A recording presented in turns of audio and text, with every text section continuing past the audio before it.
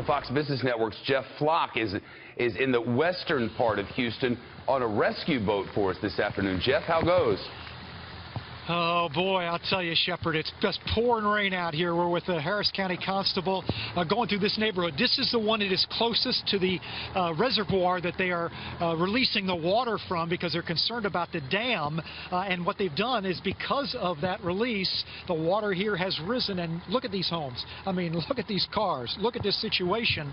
The Harris County Constable here with me is just going through just to make sure anybody who needs to get out gets out. Yes, that's correct. We're just made several passes through here, yelling out if anybody needed help, and just making sure that if anybody wants to get out, we're going to get them out. And unbelievably, Shep, a couple of guys, can we head down to that other location?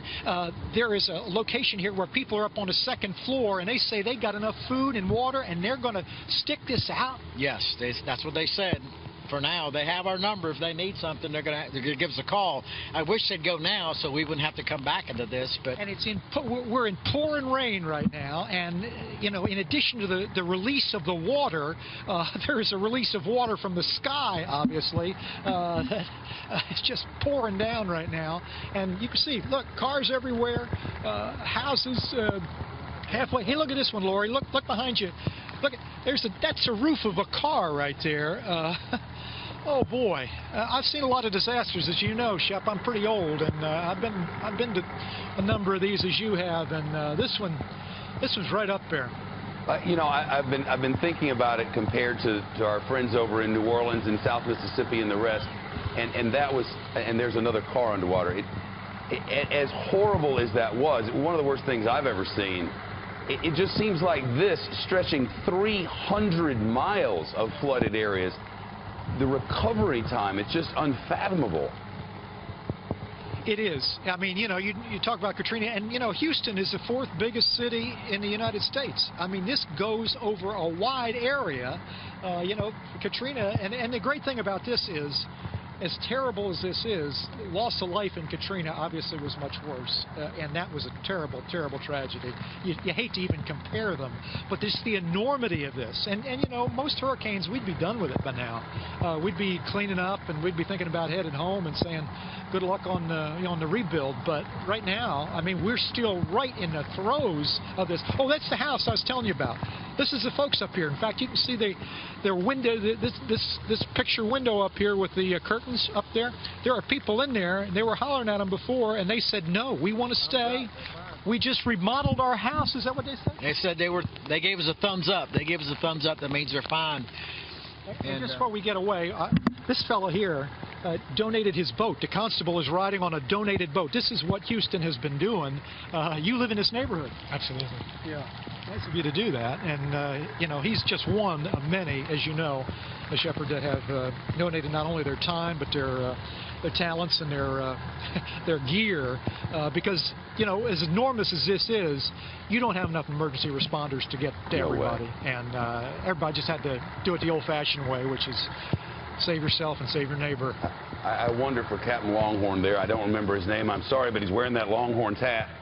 I wonder when he looks around his neighborhoods like this and sees neighbors on bicycles in the middle of a river and thinks about the enormity of recovering, how he processes that. Wait for people that are stranded. Is there any way for you to make sense of this, by the way? You've been, what was your first hurricane?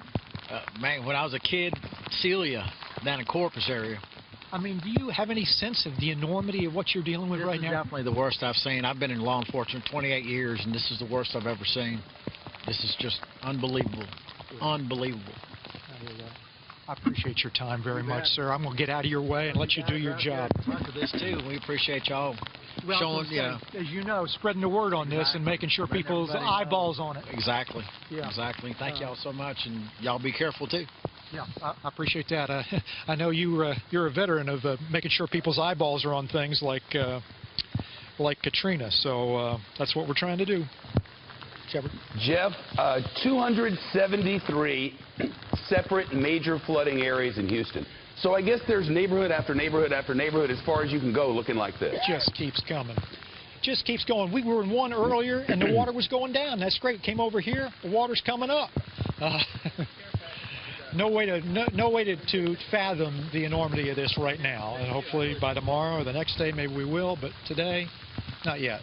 Wow, look at this fella here with his dog. Look at that. We got trying time, to get out Jeff. with his Go dog. ahead. Oh, well, no, these poor people. I just, the great thing about this, and as you know from being in Katrina where they didn't want people to have their dogs, when they rescue people here, they're letting them take the dog with them because they didn't think that worked out so well in Katrina. And so that's nice to see because you can see a gentleman like that means a lot to have your pet with you. And so there you go. Maybe we learn as we go, Shep. Maybe we do. I remember Hurricane Andrew, you looked around, there were no street signs, there was nothing but rubble everywhere. Hurricane Hugo in the Carolinas, so many pine trees had come down that you had to saw your way out. Hurricane Katrina was a whole series of problems. But you look at this thing, every house that has flooding up to your waist, all of that has to be gutted and taken out. They have to start it again. Every single house for 300 miles that was flooded. And there are poor people's houses. This neighborhood's a very nice neighborhood, wealthy people's houses. Everybody's alike. Everybody's got the same problem and going to have the same problems. You said it. I listened to you a few minutes ago and thought about it. For people who've survived a lot of hurricanes, they know that the best thing about a hurricane is right after it's over, the sky is blue for as far as you can see. It's so nice after a hurricane. It's hot, but it's blue. It's been like this since Thursday. And it's apparently, if you believe the forecasters, and we believed them, it's going to keep going. It's going to keep going. We're not going to see those blue skies for a good long while here. And that, I think, is true both literally as well as figuratively here in Houston. I wonder how people, you stay waterlogged long enough, you live outside your house, you don't have power. It eventually gets to a point where you just can't take it anymore, especially if you've got little ones and older people with you. Your heart just bleeds for them. It does. Hey, Lori, I'm going to let you get down here because I want to get this boat going. Can I take your hand? Are we done? Yeah, we're not quite done. We're still on the TV, but we're going to. I want to make sure I free this boat up, Shep, because they need to get back out and do their thing. But you're absolutely right. I mean, the frustration, and they've been saying this, the frustration is going to build. I mean, the emergency folks say this is going to be unpleasant. Right now, we got some adrenaline pumping. Constable, I appreciate it so much. Sir, I appreciate it. Thank you for your help and service. I appreciate it so much, and everybody does too. But yeah, it's not going to be a pretty scene, when some of us go away, how Katrina worked. Yeah. It's not a happy scene. This is at least, like you said, with some adrenaline, and you feel like, well, okay, I survived it. But, boy, sometimes you wish you didn't survive it, maybe. Jeff Flock and his waterlogged crew and the good constable helping the neighbors. Can't thank all of you enough. Jeff, find a dry space if you can.